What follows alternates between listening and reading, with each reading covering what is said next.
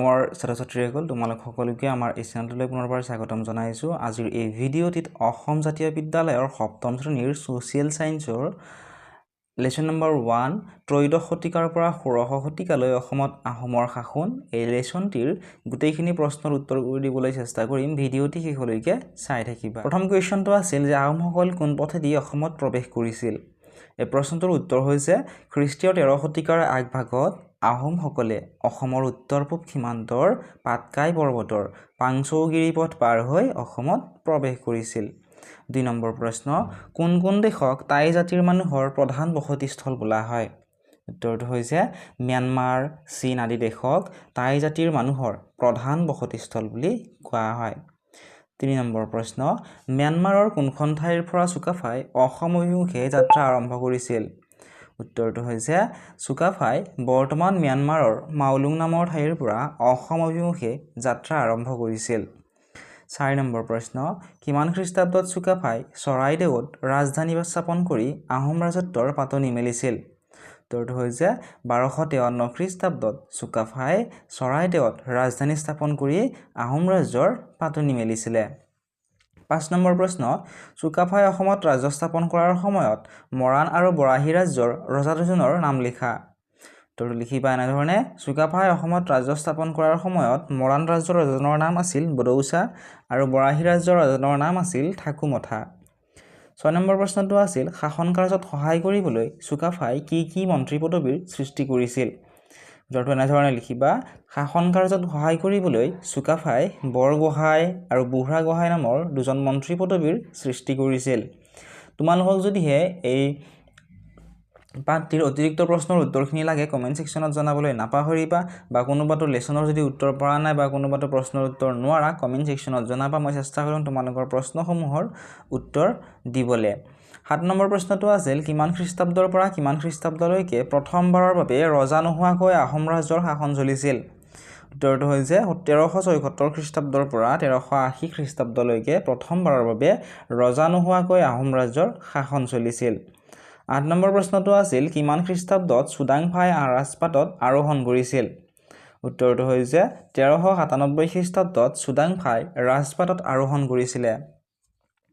9 number প্ৰশ্ন চুহুংমুঙক কিয় দিহিঙীয়া ৰজা নামেৰে জনা গৈছিল। উত্তৰটো এনেধৰণে লিখিবা দিহিং নৈৰ পাৰৰ বকতা নামে ঠাইলৈ ৰাজধানী স্থানান্তৰ কৰিছিল বাবে চুহুংমুঙক দিহিঙীয়া ৰজা নামেৰে জনা গৈছিল। 10 নম্বৰ প্ৰশ্ন কোনজন আহোম ৰজাৰ ৰাজত্বকালত মুছলমানে প্ৰথমবাৰৰ বাবে অসম আক্ৰমণ কৰে। উত্তৰটো হৈছে আহোম ৰজা চুহুংমুঙৰ ৰাজত্বকালত মুছলমানসকলে প্ৰথমবাৰ অসম আক্ৰমণ কৰিছিল।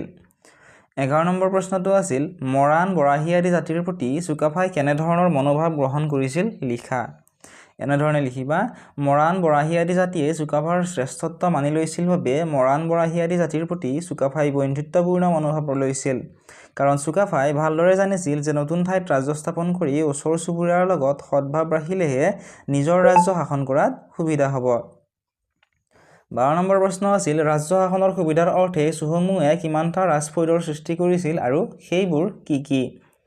উত্তৰটো এনেধৰণে লিখিবা ৰাজ্য শাসনৰ সুবিধাৰ অৰ্থে চুহুংমুঙে 7টা ৰাজফৈদৰ সৃষ্টি কৰিছিল আৰু সেইবোৰ হৈছে দিহিঙীয়া, চাৰিঙীয়া, টিপমীয়া, তুংখুঙীয়া, চামগুৰীয়া, নামৰূপীয়া আৰু পৰ্বতীয়া। 13 নম্বৰ প্ৰশ্ন চুহুংমুঙে সৃষ্টি কৰা স্থানীয় শাসনকৰ্তাৰ কি পদবীৰ সৃষ্টি কৰিছিল। লিখিবা এনেধৰণে চুহুংমুঙে সৃষ্টি কৰা স্থানীয় শাসনকৰ্তাৰ পদবোৰ আছিল বৰপাত্ৰ গোহাঁই, শদিয়া খোৱা গোহাঁই আৰু মৰংগী খোৱা গোহাঁই। তাৰে বৰপাত্ৰ গোহাঁইৰ পদটো আছিল বুঢ়াগোহাঁই আৰু বৰগোহাঁইৰ সমমৰ্যাদাৰ। 14 নম্বৰ প্ৰশ্নটো আছিল চুকাফাৰ শাসন ব্যৱস্থা সম্পৰ্কে এটি চমু বিৱৰণ দিয়া। এনেধৰণে লিখিবা আহোম ৰাজ্যৰ প্ৰতিষ্ঠাতা চুকাফা এজন সাহসী, জ্ঞানী আৰু দূৰদৰ্শী ব্যক্তি আছিল। চৰাইদেউত ৰাজধানী স্থাপন কৰাৰ পিছত ৰাজ্য শাসনৰ সুবিধাৰ বাবে বৰগোহাঁই আৰু বুঢ়াগোহাঁই নামৰ দুজন ডাঙৰীয়াৰ পদবী সৃষ্টি কৰিছিল। ৰাজ্য শাসনৰ ক্ষেত্ৰত চুকাফা কঠোৰ আৰু দয়াশীল এই দুই ধৰণৰ নীতি মানি চলিছিল। দোষীক শাস্তি প্ৰদান কৰিছিল আনহাতে বৈশ্যতা স্বীকাৰ কৰা আন জাতিৰ প্ৰতি চুকাফাই উদাৰ মনোভাৱ দেখুৱাইছিল। অকাৰণত যুদ্ধ বিগ্ৰহ কৰি নিজৰ শক্তি সামৰ্থ্য ক্ষয় কৰিব নিবিচাৰিছিল। এই কাৰণে চুকাফাক এজন দক্ষ প্ৰশাসক হিচাপে প্ৰমাণ পোৱা যায়। 15 নম্বৰ প্ৰশ্নটো আছিল চুকাফাৰ ৰাজত্বকালৰ গুৰুত্ব সম্পৰ্কে চমুৱাই আলোচনা কৰা।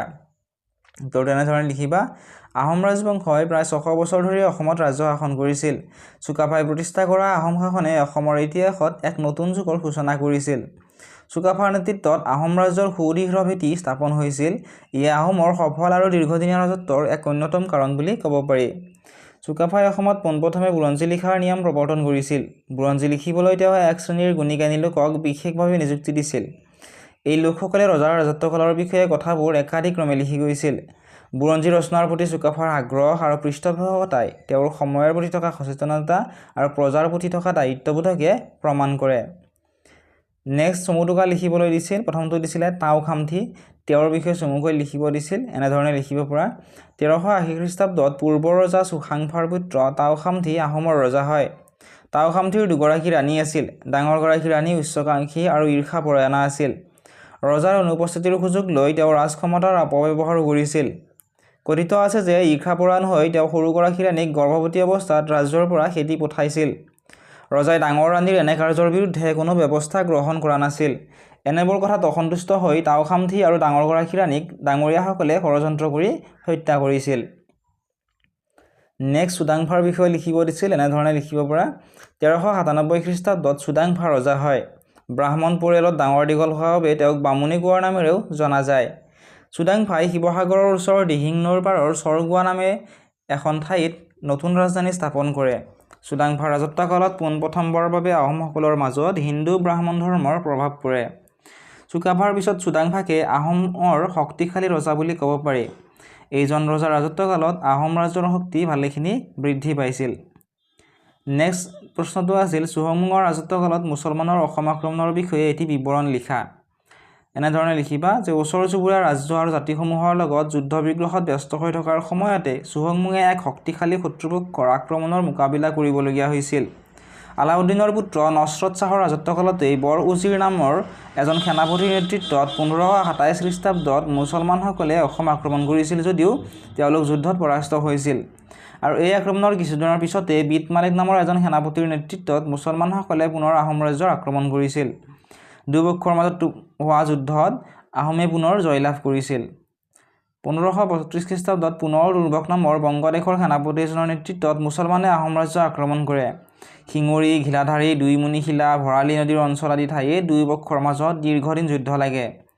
অৱশেষত আহোম পক্ষই মুছলমান পক্ষত সম্পূৰ্ণৰূপে পৰাস্ত কৰিবলৈ সক্ষম হয়। নেক্সট প্ৰশ্নটো আছিল চুহুংমুঙৰ ৰাজত্বকালৰ গুৰুত্ব সম্পৰ্কে এটি টোকা লিখা।